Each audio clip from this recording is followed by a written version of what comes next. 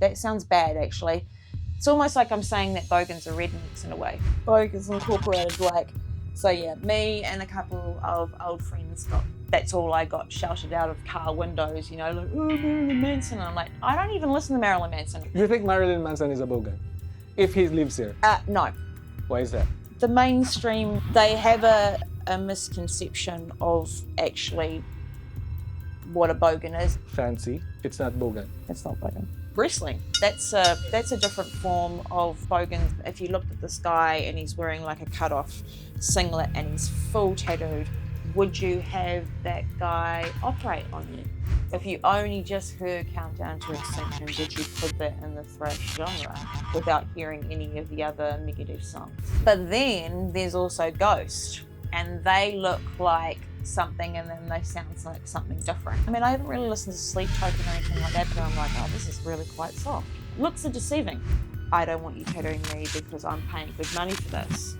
And I couldn't figure out why I couldn't be a tattooist as a girl. When I got to go on stage, one of their roadies grabbed me. Are those springs? Yeah, I've got springs on my boots, but they're just for show more. No. All you must listen to is metal and that is it. Oh, name 5 songs, you know, with the metal t-shirt. That one's really funny. Some kids don't come over. Their parents think that we're weird. I saw your tongue.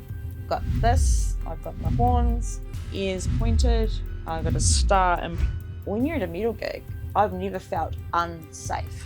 There's a lot of people in IT. There's a lot of very intelligent bogans. Bogans are actually more of the happiest people that you will meet. It's a difficult question. Yeah. You've started off a very hard. No,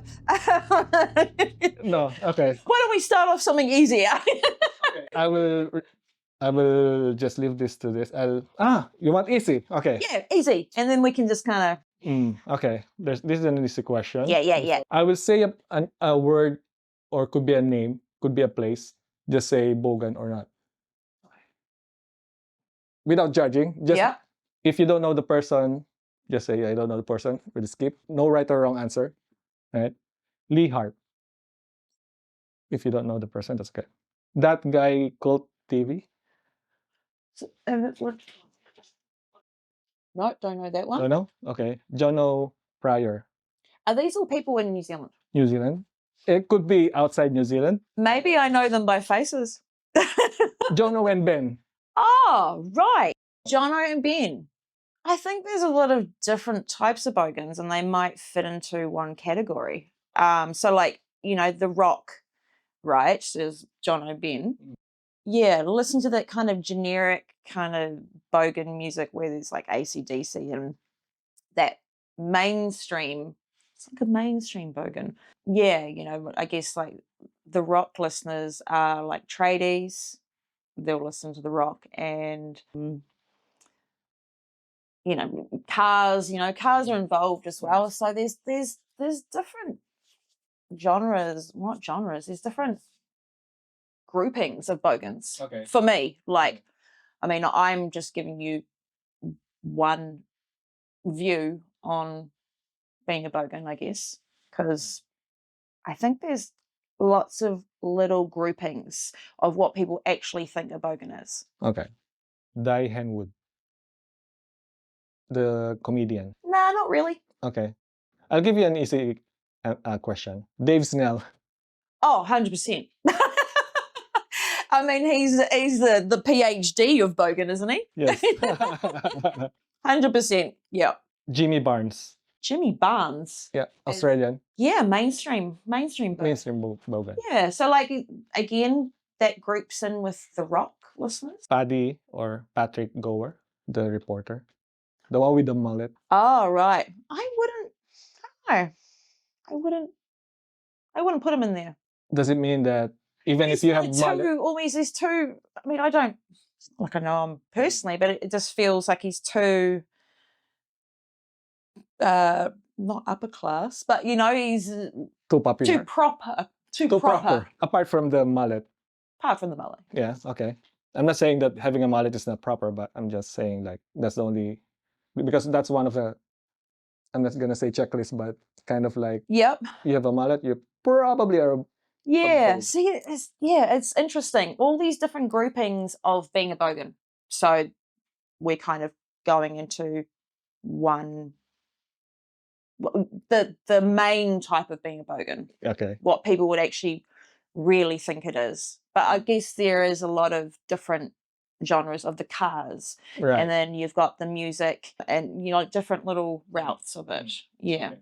I'm gonna give you an easy one. Pink Floyd. No. No. Slash. Yeah, but it's so weird because he's out of New Zealand. It's difficult to categorize. Yeah. Okay.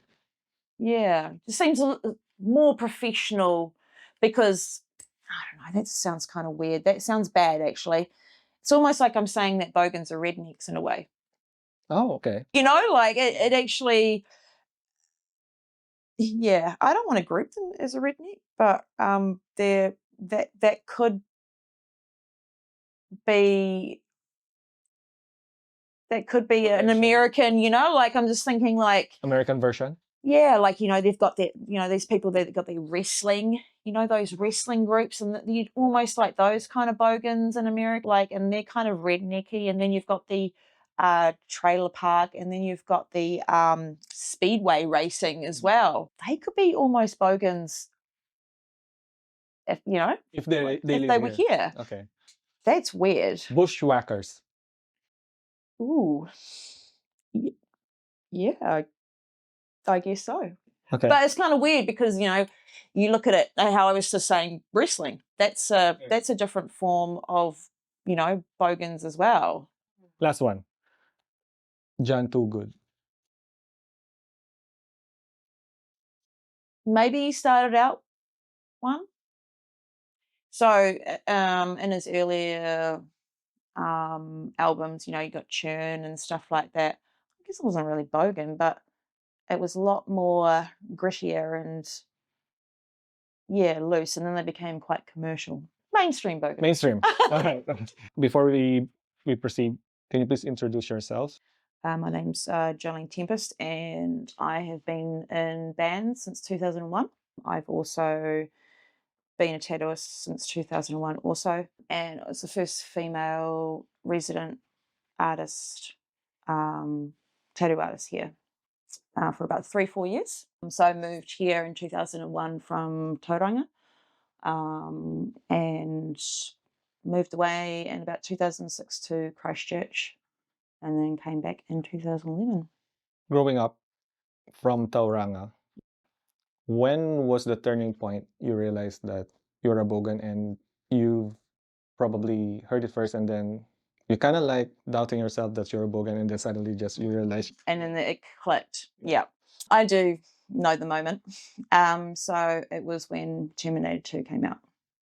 So that was 92, and it had the single in it, You Could Be Mine. Obviously I couldn't afford the full cassette, so I had to get the single. So one side had You Could Be Mine and the other side had Civil War. Yeah, and I just thrashed the hell out of that. And then from there, I got people to dub me Metallica and Pantera, and then it got more and more and more and more extreme. But yeah, that was the turning point. Do you remember when was the first time someone called you a bogan, and that's the time that you said like, or should I say, what did you feel?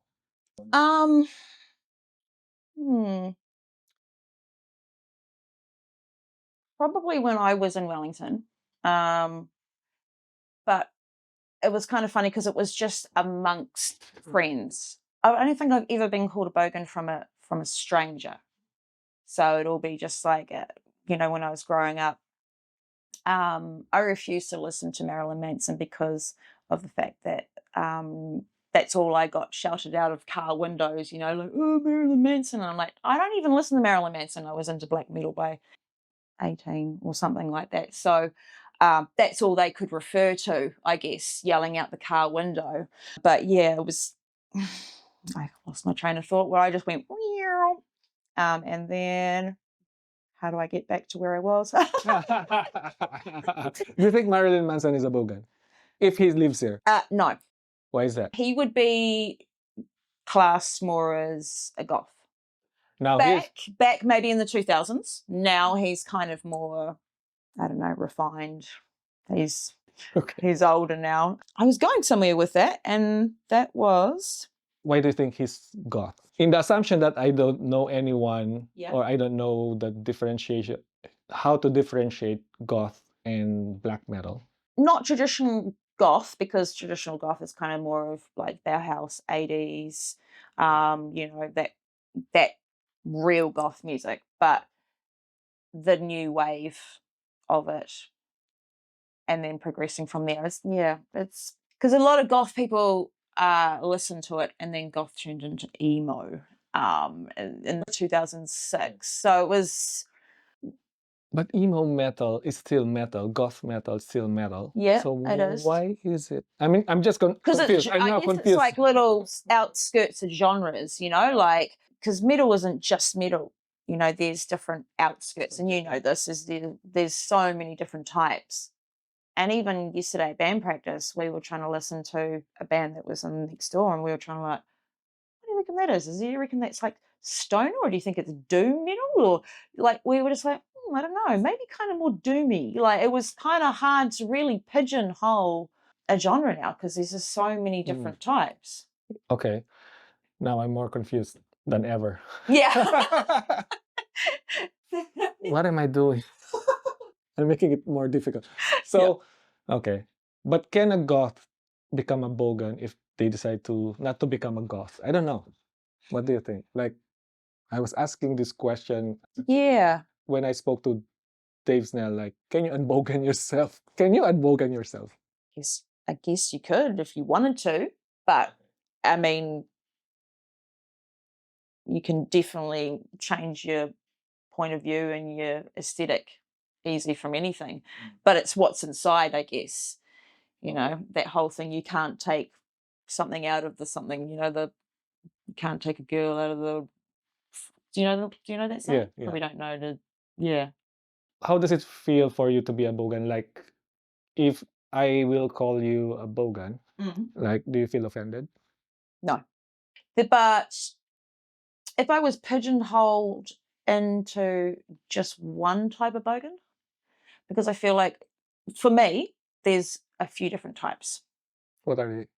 I'm not in the mainstream bogan. I'm not in the car round bogan. I'm not in the wrestling world bogan. Like, there's, I don't know, like, I mean, I'm only giving one point of view of how I see it. But for me and my friends, when it was early 2000s, I mean, they used to call me Jogan, because you know, and some people still do. And it was our lifestyle of being a bogan was all just each week waiting to the weekend, or maybe not waiting to the weekend, working, and in the week going out to gigs and just partying as much as you can, going out and seeing live music as much as you can, drinking, debauchery, madness, chaos, just, you know, just being a right lunatic. So that was the beginning of, you know, when you're a little bit younger and you can actually handle, and a hangover doesn't last 4 days, it only lasts a night. Did you come from a bogan family?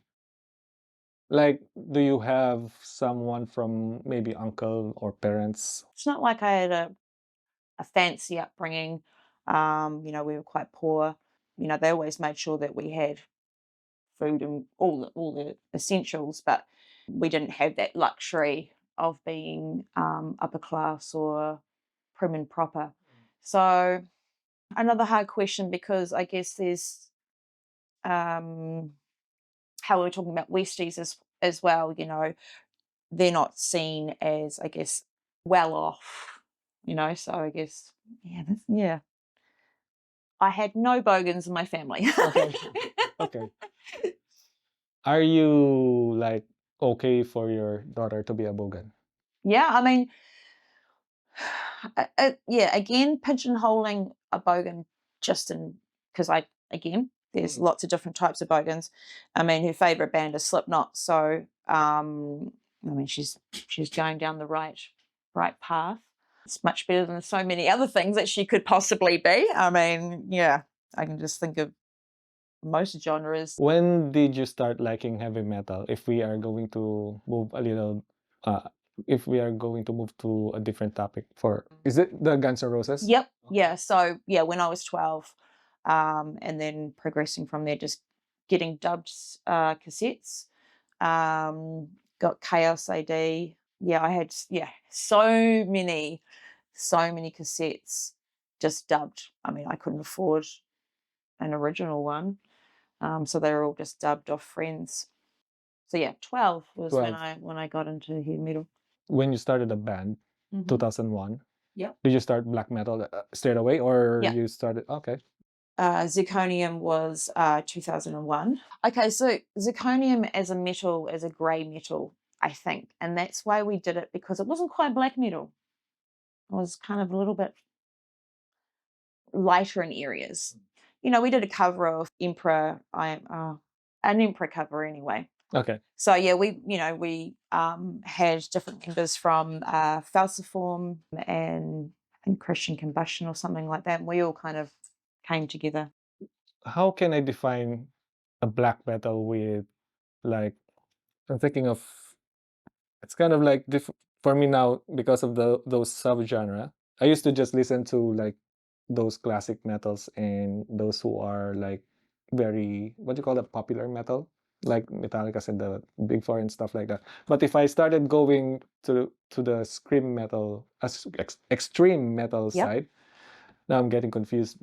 I can dissect a death metal, Okay. but when I start like Cradle of Filth, like, okay, I know it's black metal, but for other black metal bands now, I'm getting confused. Like, it could be like a different subgenre of a subgenre of a subgenre. Yeah, because there's melodic death metal.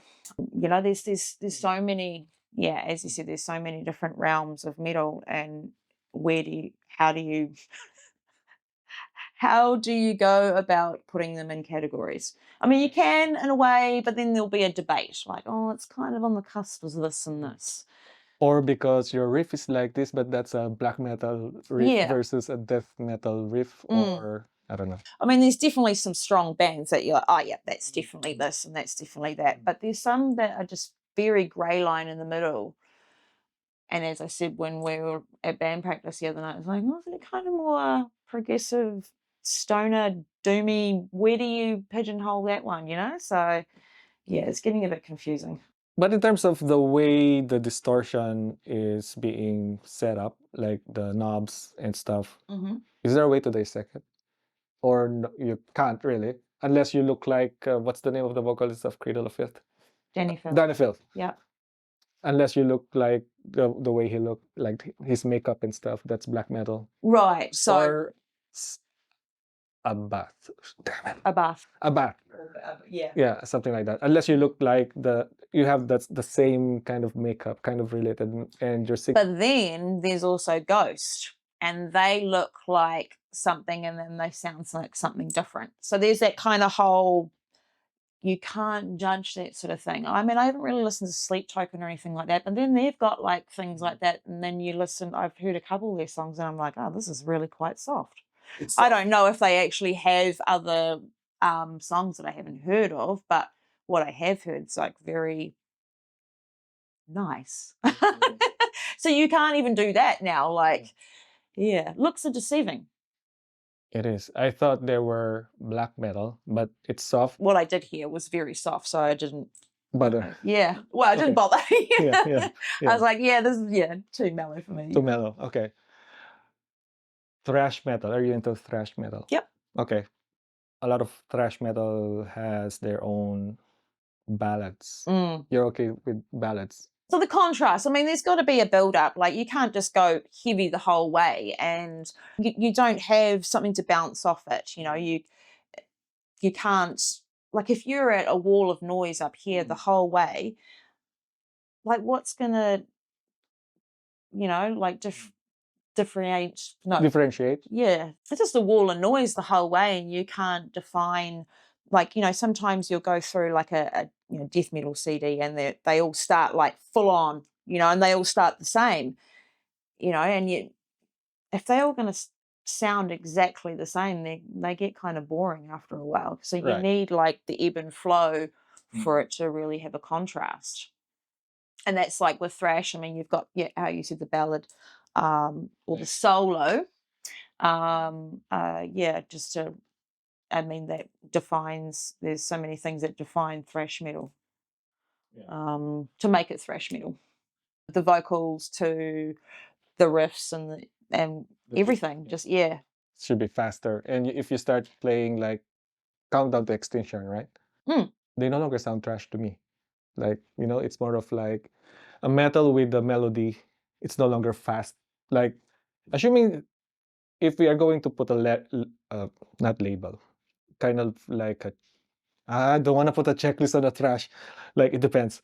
Now I'm judging it. Like, assuming we have like a faster beat, like Hunger 18 or maybe Holy Wars, something like that. That's trash. But if you are going to listen to a Countdown to Extinction song, yeah. If you only just heard Countdown to Extinction, would you put that in the thrash genre without hearing any of the other Megadeth songs? Do you mean? I'm confused. Yeah, confused ourselves, I think. Yeah, I should have asked you different questions. It's all right. What do you do for a living? You mentioned tattooing. Yep. So I've been tattooing for, oh, geez. Since 2001? 24 years now. So yeah, being the only first female in Wellington resident to tattoo here. And I think the next female here was maybe 3 or 4 years later. Okay. So it was really hard to get my foot in the door. And I was kind of almost hired as a gimmick. You know, I wasn't taken seriously. And I couldn't figure out why I couldn't be a tattooist as a girl. Like, there was no heavy lifting involved. There was nothing that, you know, I couldn't do. It was all because it was a boys' club. You know, you had to be in a gang and ride a Harley and learn in jail and have this attitude. Yeah, it wasn't the world for a female. So I kind of got my foot in the door in a place where you kind of like, you know, grateful that I got the opportunity to start and get my foot in the door. But I learned a lot of the things I shouldn't be doing. Like a lot of bad things, you know, like, I guess there's lots of things that go on, I guess, especially back then. It attracted a lot of people, undesirable people. But then I was going to open my own shop up, and another tattooist approached me and said, I don't hire females. I won't hire females, but you've left me no choice because you'll be my competition. Really? Yep. And if you're my competition, basically roundabout saying they will kind of put an end to my shop. So I had to work for them. Yeah. Because obviously, that world back then, and that was only that long ago, is so different now. So back then it was about 95 to 5 female tattooing. Now it's about 60-40. How did you feel about that? Well, I mean, it definitely was difficult. It was really difficult in the beginning. How did you like manage to work your way around it? There are a lot of times where, you know, I was met with getting into the tattoo world and like met with so many challenges. You know, and people coming up to me, I don't want you tattooing me because I'm paying good money for this. I can't. It was the only factor was that I was female. Like, I could do that job. So in the beginning, I made sure that, you know, I didn't do things out of my experience level. So I wasn't going to just jump into doing a portrait. I would do the basics, you know, the colouring in of it, you know, something simple, very 2D, where a lot of people just jump straight in and do something that's way too difficult for them, and then they're left with someone like walking around with this absolute yeah, crap on them.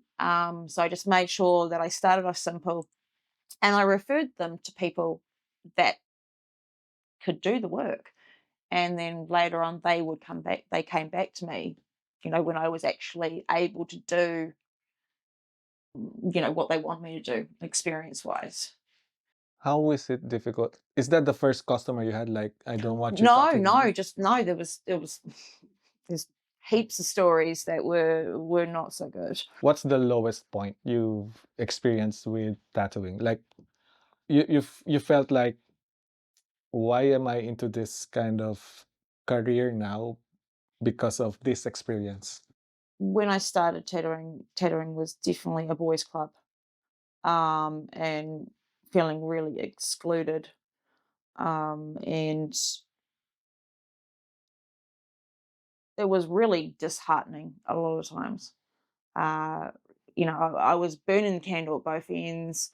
I burned my adrenal glands out because what I was doing was I was working hell pizza at night time. I was working for free. Tattooing for free. Yeah, so what I would do is back then you had to make all your own needles. So you had to solder them together. So I was getting like flux poisoning from breathing in all this flux and making these needles for hours, cleaning there and doing all the things that you need to do. So it was a apprenticeship. Is it like you're buying your needle, or why are you making your needle? I thought you're So buying your needles like from, I don't know, a shop. not back then.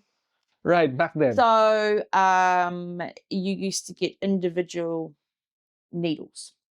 You would solder them together in groupings and put them on a bar, and then you'd sterilize them. Oh, interesting. Yeah. Now we pay some poor sod to have them all done for us, where back then it was a lot different. Okay, DIY. So I was doing all that for the boss and cleaning and doing everything for him. I was setting up his station. I was doing everything. So yeah, I was working at nighttime. I was doing that in the daytime. I was still going out and being a bogan all the way through the week and the weekend. And yeah, I just burnt myself right out. So it was really hard in the beginning just to make ends meet and think, I mean, can I actually make a career of this? Because it was really hard. It was really hard. But yeah, perseverance. Have you experienced working in a different path, right? Like, you're not working in a tattoo, you're working somewhere in an office job, for example. I didn't do an office job because I always wanted to be a tattooist. But when I was in Tauranga and I went into studios, I was quite young. So I guess, and then being female, it was, it wasn't the dumb thing to do. It was like, I think the age factor as well, trying to get my foot in the door then was definitely a problem, I'd guess, more so than just being a female. So I was a panel beater. So I left school and I became a panel beater for a little while. But I suffer from migraines, so all the fumes and stuff got to me. So I quit that and was doing art course. And then, and then I moved here. Tried to find a apprenticeship and I got one. If you are going to redo it again, are you gonna do it again? Like, be a tattoo artist versus. Yeah. If I did it again now, How would you do it differently? I guess have more confidence that that was the right path, because back then being the 95, the minority, just being met with all these walls everywhere I turned. But then actually getting my foot in the door that first time, but then kind of getting my foot in the door to a place where it wasn't quite where I should be, but it was just a foot in the door, and you're in there. Okay, cool, right? I know that this is a stepping stone. I'm going to get out of here, and at least I'm in here now, and then I can go forward. But yeah, it was So, I'm not trying to overrun Dave's book I'm just No. I'm just You're an Asian. curious on like where this all came from. What is a bogan? Why is it part of the culture, and something that links me to bogans is heavy metal music. I mean, I've been listening to metal music even back in the days, but I don't have like expensive cars, like racing cars. I play guitar sometimes, but I have collections of CDs. Now that's the question, like, And am I part of that bogan community? Oh, You know what I mean? Yeah. Are you a bogan? That's a question, like, I'm still trying to figure out. And then Dave said, like, if you think you're a bogan, then you are. Like, okay, maybe I am, but I'm still gonna try to find out if that's what's the answer to that. It's a simple question. Like, even if I will ask you now, like, what is a bogan to you? What is a bogan? I mean, it's definitely heavy metal for a start. It's nothing upper class. It's nothing fancy. If I stop, no, I don't think I'm gonna stop listening to metal. Heavy metal aside, if I will start living in a way that is fancy, it's not bogan. It's not bogan. Okay. I don't know. There could be upper class bogans. That's what I was thinking. That have come into some money. I don't know, like, but they still that bogan lifestyle of Fords and Holdens and so there's as I said, there's heaps of different types of bogan. I don't think you can actually pigeonhole bogan, for me anyway, like just my opinion, one type of bogan, because I think there are a few different types of bogans. Like sub-genre of bogan, that like a subgenre of metal, there's subgenres of bogans. But we haven't defined it yet because it's too complex. Is it?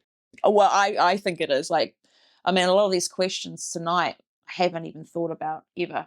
How did you know that someone is a Westie versus someone is Westie out, or a gut feel like?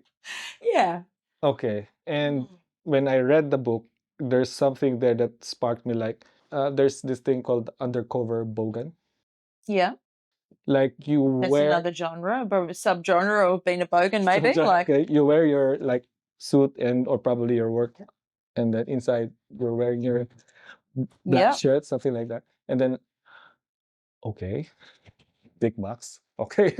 So you know what I mean? Like, so there's that also. Like so I guess there's that whole thing about looking professional on the outside during the week.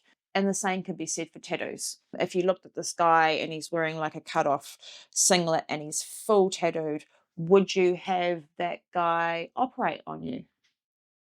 And then you've got him in all his kind of professional gear and scrubs, and you're like, yeah, of course.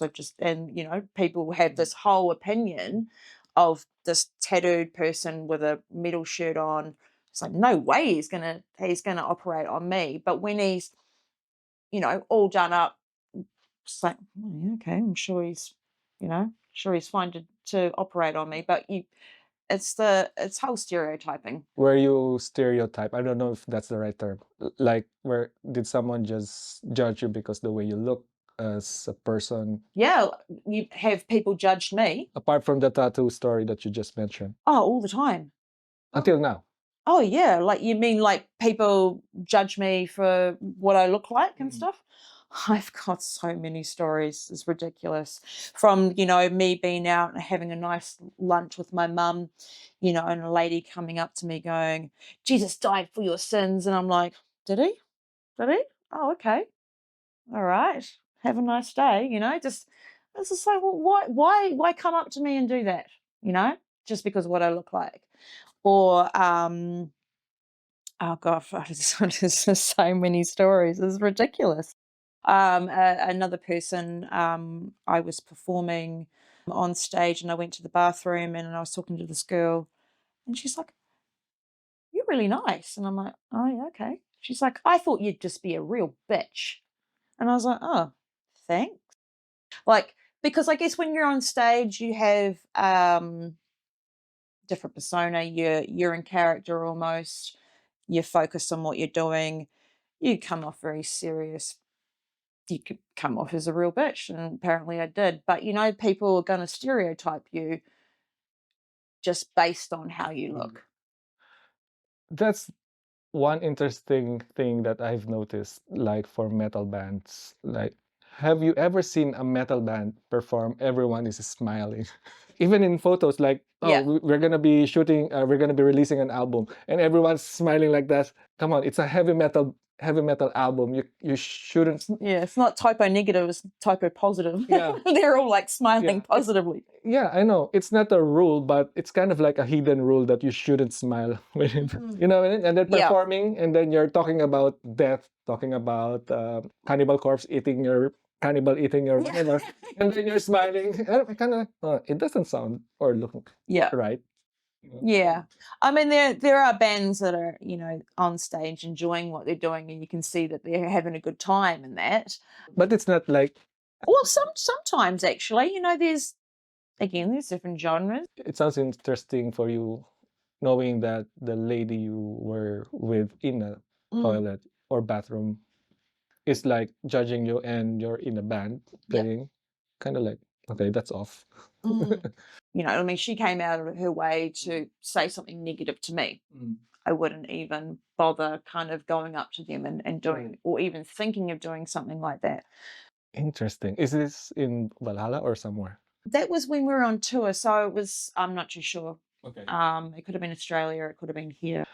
What's the most challenging part that you've experienced being a bogan?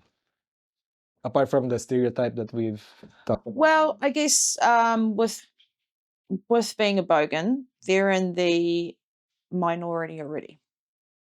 So being a female bogan is even smaller. So that can be a challenge, because again, it's a boys' club, and trying to fit in. Like, I don't think I've ever performed. So, you know, I have, I mean, how many gigs have I done? I've done so many gigs, and I've never played with another female artist in another band. My first band had a violinist in it, but apart from that, I've never performed. There hasn't ever been another band with another female in it again. So that's quite a challenge as well. When we opened for, so Bullet Belt opened for Sepultura, 2000s, I can't remember, 6, something like that. No, way later. Wait. So sorry. 2014, 15. When I got to go on stage, so opening act, and one of their roadies grabbed me and were like, "What are you doing?" And I'm like, "I'm about to get on stage for the opening. Get on stage." She's like, No, the green room's back there. Like, saying that, no. And I'm like, "I'm going to go on stage now and perform." And he's like, oh. He just assumed that I was the girlfriend of the band. So I was about to get on stage to open for Sepultura, and he's like, no, the green room's that way. And I'm like, no, I'm going up here. So, you know, it's that whole, again, stereotyping that I wasn't going to be in the band because I was female. It's also evident with metal community. Is it? Okay. Yep. He didn't even bother to asking you like, who are you, or are you with the band, or you know what I mean? Like, before you grab someone. Yeah, I know. So that baffled me. That got me. I was, he looked pretty sheepish afterwards. He was like, oh no, okay, all right, I did a bad thing. But yeah, he tried to point me in the other direction. So yeah, that was not cool. But yeah, I mean, that's been a challenge as well. Like, being in the tattoo industry, of being the minority, of being a female, being in the music world, of no other females in the, you know, in the genre as well. But everything's getting more and more like females are. For me, it was I guess Angela Glasgow for Arch Enemy. I don't like the other singer they have now. I'm definitely Alisa White. yeah, I'm definitely a fan of the more rawer element she brought to the band in the beginning with Wages of Sin, as opposed to now more of a theatrical, nicer way. I don't know. I like the raw element that Angela had. Did you leave the band or? Yeah. Yeah. Oh, she became I think she became manager, but her partners in the band, Abbott, so there's the brothers from Carcass. Carcass. Mm. Okay. Mm. Because suddenly they changed, and then did she leave or? Yeah. See, when that happened, I thought maybe they're going to start a family. Maybe she's going to become a mother, but I didn't hear anything about it. Mm. What do you usually do when you are free? Like free time. Yeah, free time. Who the hell has free time? What are you talking about? What is this like? That's when you sleep, right? Wrong question. That's when you sleep. Next. Right. Free time is when you sleep. Yep. Okay. So what I do on my downtime, well, I've got a daughter. She's 12. So whenever I can, I guess Sundays are our day. I work Tuesday to Saturday. So yeah, I guess my free time with that. After work, I've got band practice. And whatever chance I get, go out on my motorbike. So it's kind of my just clearing my mind. Like, you're on your bike, that's it. It's one of those mental health where you're just like, I'm on my bike, nothing else exists, nothing else matters. And then you've got your mental in your head as well, and you're just one with you're out, and it's just, it's so good for your mental health. What's the farthest place you've been through with your motorbike? Oh, like a trip? Yeah. I haven't kind of gone all the way up to Auckland or anything like that from here or anything, or gone over the ferry. But yeah, definitely like round trips of 3-4 hours. Like straight? Just, yeah. So my bike's a bobber, so it only holds probably 120 k's. So it's not a big tank. So I've never taken that bike on a big trip, but I've been riding bikes for a long time. Okay. For a long time. Yeah. Are those springs? Yeah, I've got springs on my boots, but they're just for show more. But do they? Sorry. Yeah. I mean, can I? Sorry, I got curious about your boots. See, I'm still listening. I'm listening to. Oh, Lamb of God, yeah. I almost played it. This is so interesting. I made a bit of a dick of myself talking to Randy one night from Lamb of God. Yeah. I had 11 tequila shots, and then I decided that that I was going to talk to Randy. Randy Blythe. Yeah. Do you talk to him? Like. Yeah. So I was just talking to him, and I was like, "Oh, I did a cover of Ruin, I think 2003." He goes, "Oh, I'd really love to hear that." And then 11 tequila shots just kind of hit me, and I was like, "Really, you'd like to hear it?" Like, I don't know. And then I almost went out of my body, and I could kind of almost see myself and hear myself, and I said, "Excuse me, I'm just going to excuse myself." And he's like, "Why?" And I'm like, I just sort of feel a bit I'm that person, I'm that drunk person. And I was like, I'm going to go. Nice meeting you, but I made sure that I excused myself before. When was that? They played at the Town Hall in Auckland in 2009, 2010. The first time we used to have, I mean, when I was in the Philippines, there is this metal fest every year, and they invite like foreign or international bands. And the first time I've seen Randy Blythe play is during that time when they played, like, I don't even know that Lamb of God band exists. And then I saw Testament, Lamb of God, Testament, Megadeth, and that's only when I'm already like working. During the time when I was growing up, like, I can't even buy a cassette tape versus going to Metallica concert when they went to Philippines. Like, my friends went there because they're rich, they have money to pay for the ticket, but I envy them. Like, you know what I mean? Like, yeah, I get it. I get it. Yeah. So I think 94 Pantera was my favorite band. And my friend got to go and see them in Auckland. And I was absolutely spewing. So I really wanted to go. And my parents were like, definitely not.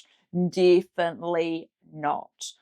Not because they didn't like the music. It was more so, you know, I guess you worry about your kids. Now that I'm a parent, I totally get it. But you know, you think you're invincible. You're 14. You're like, whatever. You know. But we were. I mean, you grew up during the 90s, right? If you remember, like most 90s kids were just left by their parents at home while parents work or do something else, and then we Come survived. home when the sun comes down. Like, you know, you're not, you don't know where your kids are. Like, there's no phone to No track phone? them. There's no nothing. Yeah. A lot different now. You can't get them outside, but back then you couldn't get them inside. So yeah, yeah, definitely changed. I just remembered, you mentioned Pantera. Yep.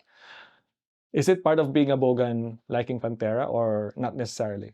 Not necessarily. Again, I guess there's different levels of extreme being a bogan, maybe, like what you're into, like what we're talking about, the mainstream, the rock. You know, the tradie might just listen to a certain amount of heaviness and think that's so heavy, but it's Metallica, you know, and that's as far as they go. Where, yeah, maybe there's just different levels of extreme bogan, but there also is the routes that we were talking about. Right. The different realms of what area bogan you would be. I'm a bogan. I'm proud to be a bogan. Like, how does it feel for you? Like, remember I was asking you a while ago, if I call you a bogan, how proud are you, should I say? Again, if I was pigeonholed into, say, an AC/DC bogan that just sat around drinking Cody's every, you know, like I can't quite. Again, I'm not judging. I'm just basing it on observation on how people comment on it, like cars and stuff. But you have motorbike, Yeah. and you don't have like I'm not sure your history, but at the moment you only have motorbike. You don't have the what you call that, the V8s. V8s. Yeah. This is kind of like a different subgenre of bogan, which is like V8s, mullets, and metal. Yep. Probably metal I can probably get away with that, but V8s, no, I don't have money to pay for the V8s. You know what I mean? Like, I guess what I'm trying to say is, what is being a bogan for you? What is a bogan if it's your definition of bogan in your own bogan subgenre? Yeah. What is a bogan?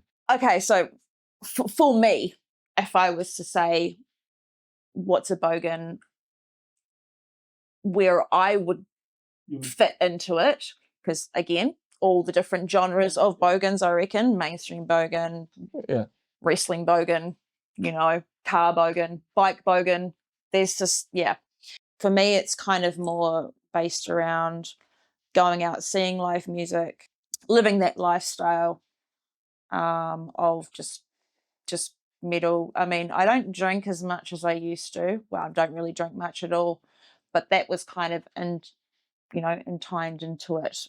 So going out, just getting plastered, going out to bands and kind of living for that, you know, like, and finding out like the new music, you know, the new metal music, and discovering it, and just basically just submerging yourself in that world of just heavy metal, going to see live music, being around other friends that are kind of in that sort of thing, depending on, again, the genre. Like for me, you know, because I've got motorbike, you know, I didn't really have many people that had motorbikes as well. Another thing also that was a minority with girls. So not having any girl friends that were really into this either. The motorbikes, the metal, the tattooing, none of it. Like I had no kind of girl friends that were really submerged in it properly. Right. A little bit here and there, like some girls, but nothing full. So you have girls. Friends that are girls, girlfriends, yes. Yes.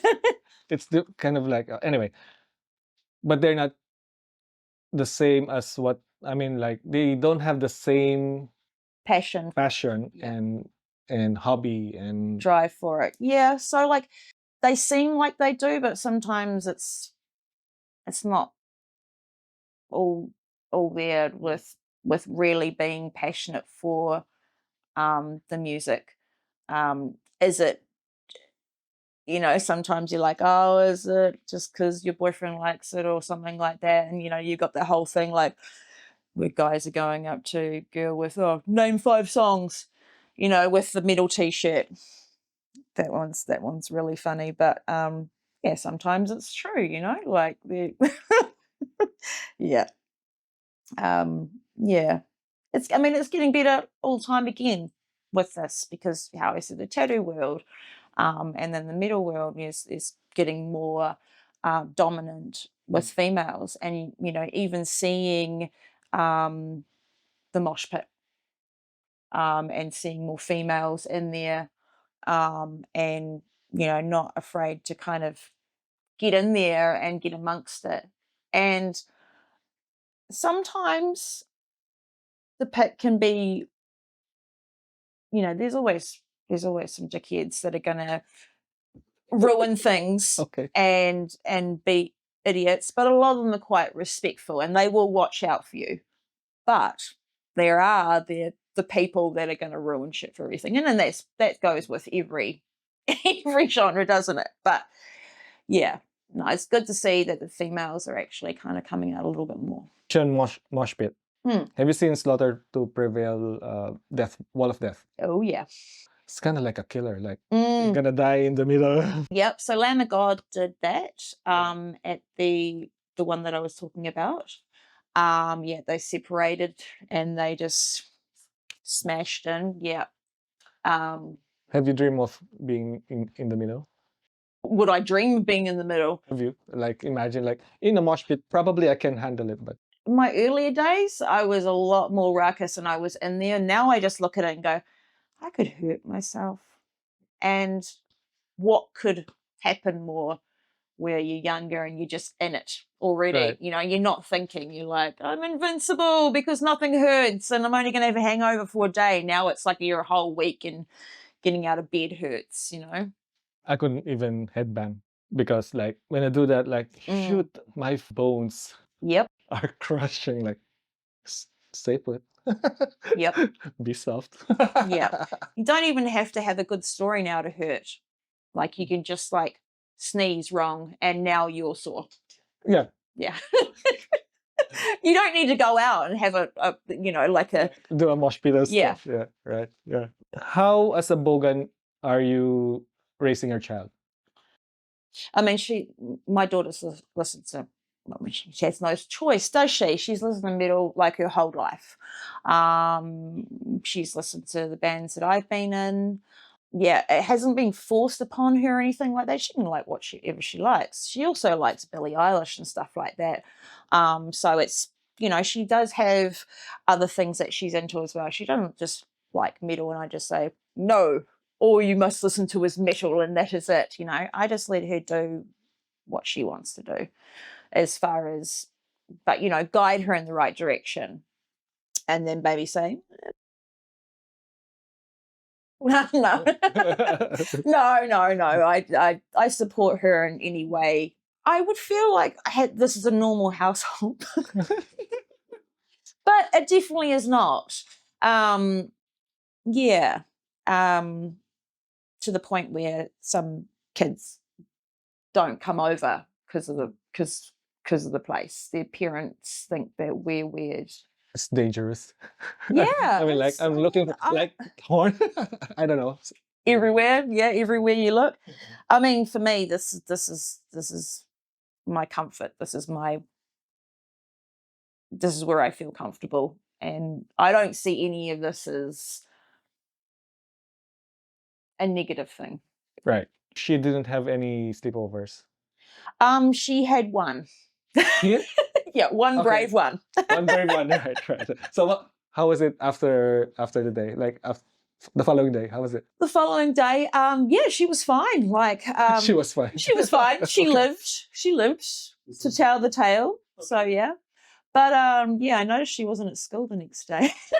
Seriously. But yeah, she did have a lot of sugar here, and I don't think she was allowed to have that kind of much sugar. Right. So I'm thinking maybe we overdid it a little bit. Sometimes Luna's like, "Oh, mum," like almost like she doesn't get embarrassed, but it's almost like, "Oh, would you like me to be one of the normal mums?" She's like, "No, no, no, no, no, no, no, no, no, I don't."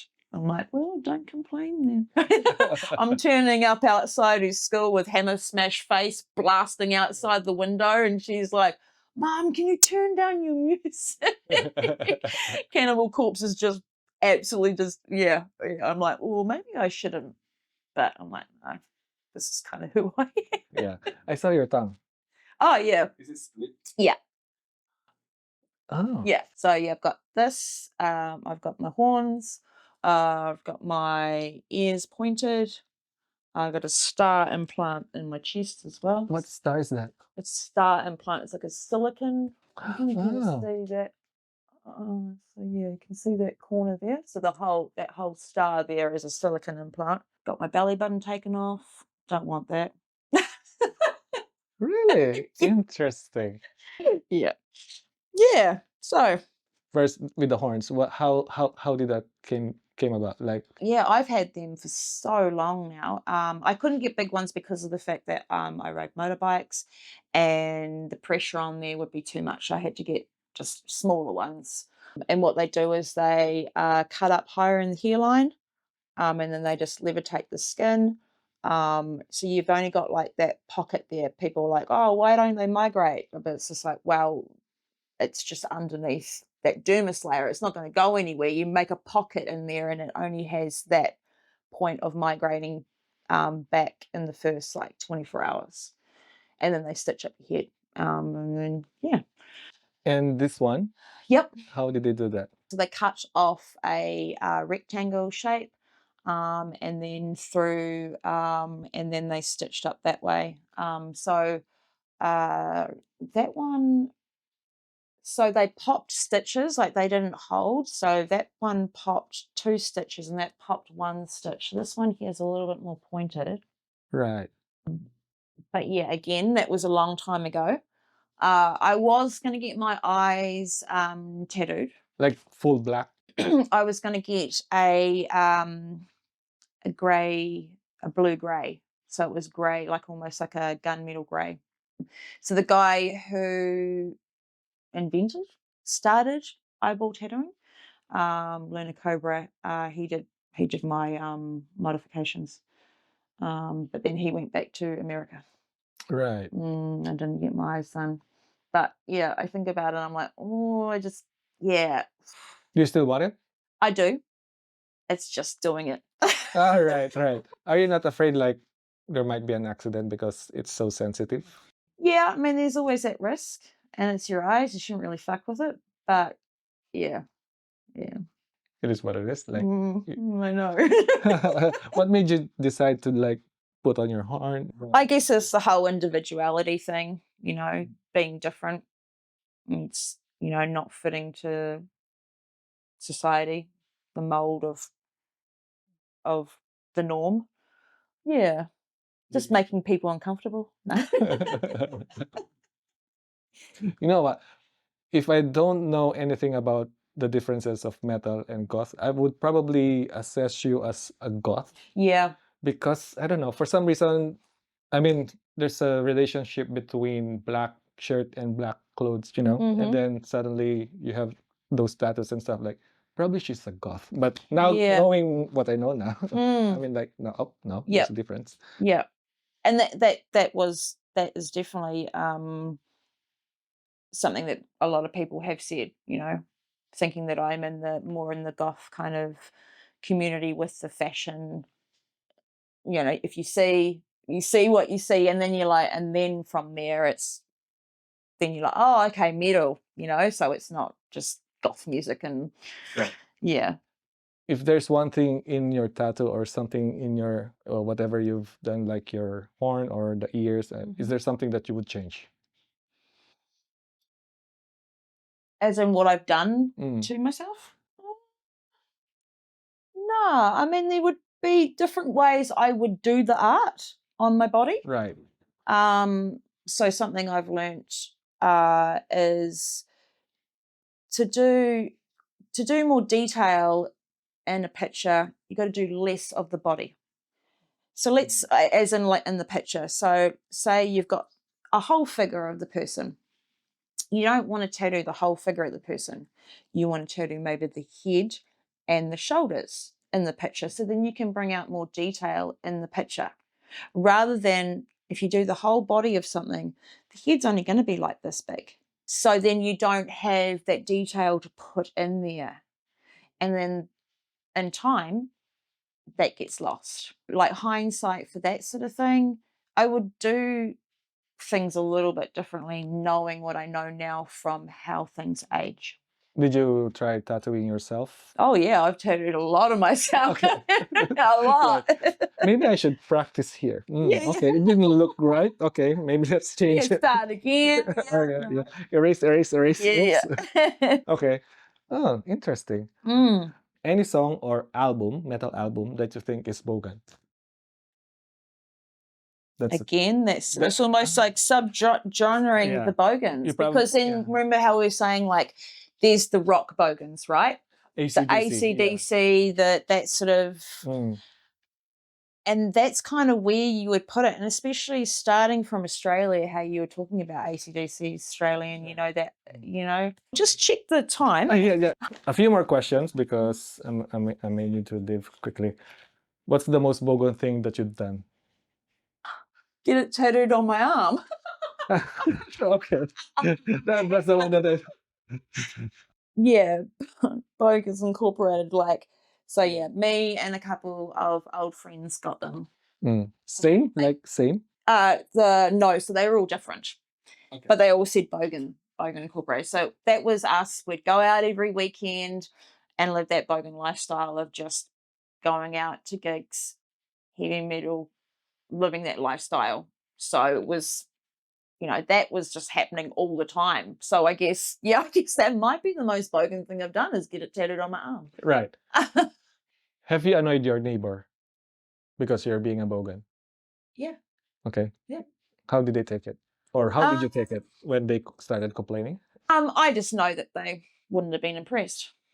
You know, loud parties, loud music, just being little shits. Okay. Yeah, that would be. Yeah. Is it intentional or? No, I don't. It's not like I am intentionally going, oh, let's annoy the neighbours tonight or anything, you know. And then I guess if, you know, band practice as well, sometimes where it was at the house, and that's really loud. And the amount of times that we would get noise complaints for that. I remember we were putting them on the wall. Like we all had the noise complaint, all the forms all over the wall. Really? Collection, like in our practice room. Nice. It's like, yeah, let's line the wall with all the noise complaints. Why do you think media has a negative, or maybe the general public has a negative perception about bogans or heavy metal music? They probably think, well, I guess, you know, a lot of the if it's heavy metal, they think they could sing just all about negative stuff. And there are things, obviously, when we're talking about Cannibal Corpse, you know, they're going to sing about death. They're going to sing about something that is really uncomfortable that other people don't gel with, you know. Probably a band shirt with someone eating the intestines and stuff. Exactly. So you see that, you stereotype someone, this person must sacrifice little children on a Tuesday night. You know, they have a misconception of actually what a bogan is, I guess. And bogans are actually more of the happiest people that you will meet. It's crazy. Like you go out to a metal gig and everyone's having a good time. Like you go out to maybe like a dance party or something like that. Some females don't feel safe. And when you're in a when you're at a metal gig, I've never felt unsafe. Like, and I don't know if it's just me having that experience, but if I went out to kind of more of a place where a meat marketplace or something like that, you feel unsafe, you know. You go to a metal gig and you never feel unsafe. Yeah. But, you know, the mainstream will just look at us like derelicts and low life, and you know, but there's a lot of people in IT. There's a lot of very intelligent bogans, you know. So yeah, it's very diverse. But there are the bogans that are not giving a shit. Just a quick one, I guess. In terms of like, I remember when I went to Valhalla, right? And then a local band from the West, I forgot their band name. He was like done with playing playing with their music, and then he went out and then fixed his guitar and gonna move it in my side here. And then he said like, he really looks like a bogan. Like when you look, I'm judging. Now he's like a bogan, period.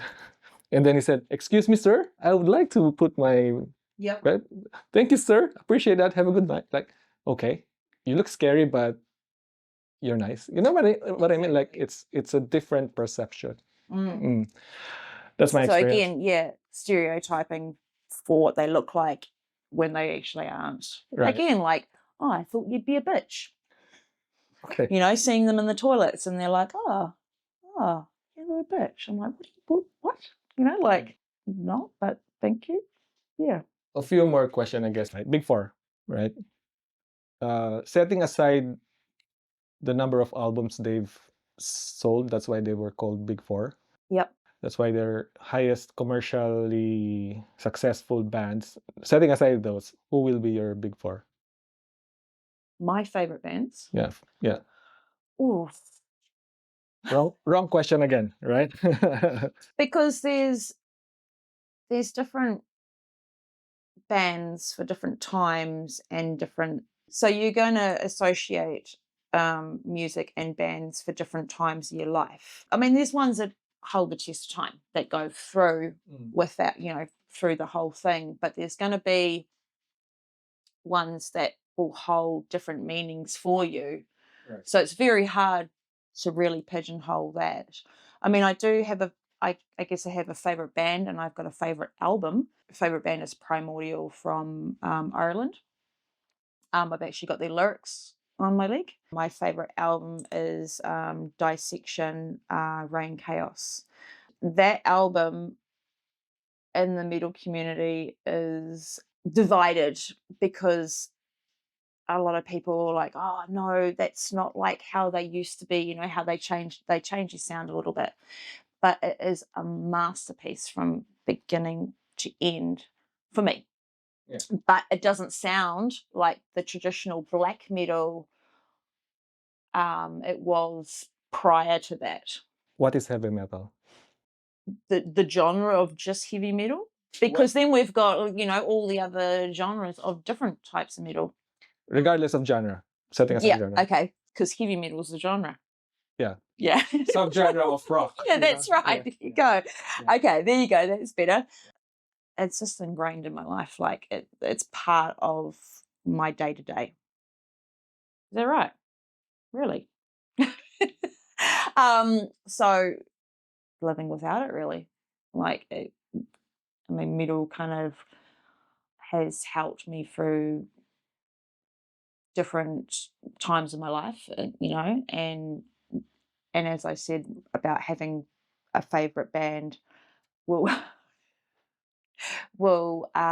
depend on where you are in life and the emotions that you're going through. Yeah, so again, that was quite hard to answer, like the, you know, favorite or top 4 bands or something like that. But yeah, no, I couldn't see myself living without metal for a lot of reasons of just getting me through day-to-day stuff, or just even giving me kind of like that oomph of power as well. Like you're in the car, you know, and you're just vibing out to something, and it sets your whole day, you know, it sets your whole mood. Yeah. So yeah. Any non-metal song you would listen to? There is, he used to be in a metal band. It's a Norwegian band, Wardruna. And was he the Enslaved drummer or Entombed? I always get them mixed up. So the main guy in Wardruna was in a metal band back in the day, and they used to have Garl from Gorgoroth in it, but it's very Viking, very mellow music that I will listen to if I go on like a bushwalk or something like that. Or maybe just like Alice in Chains or something like that. But I was never into it at the time. It's just something that I've kind of found later on in life, that because it was always the brutal was most heaviest stuff back then, and then like, I'm not going to listen to Alice in Chains, it's too soft. But now it's nice to kind of have a little bit of that. How can we find you, or anything you're working on? What's next for you? I'm in the middle of getting a new band together, so we've got half of our members, and we're just in the process of writing our third song. But we're no rush to get out and play live yet. It's going to take time. It's going to be right. But yeah, maybe in the next, if we get the right members joining, maybe in another year or so. But we're all coming together and putting our own little stamp on it. So is it black? Is it thrash? Is it black and thrash? Is it? One last question. I forgot to ask you this. How did you learn how to sing metal? Not any conventional way. So I found that I knew how to do it from a negative experience, I guess now turned positive. So I was attacked, and it came out in that primal kind of moment, and I knew that it was in there. So yeah, I guess from there I knew that I actually could do it, and I just worked on it and joined a band, and here I am. Does it make you like, I said last, but does it make it difficult for you to sing with your tongue? No, not at all. It doesn't impact. Didn't impact it at all. Didn't give me a lisp. Didn't. Yeah, I hardly notice it. I don't even notice it. Right. Okay. I forget I have it. Like, well, 2 of them. Okay. All right. I won't take much of your time again. Thanks for your time. I appreciate it. Cool. Can... Thank you. Thank you. Thank you. All right. Thank you. Awesome.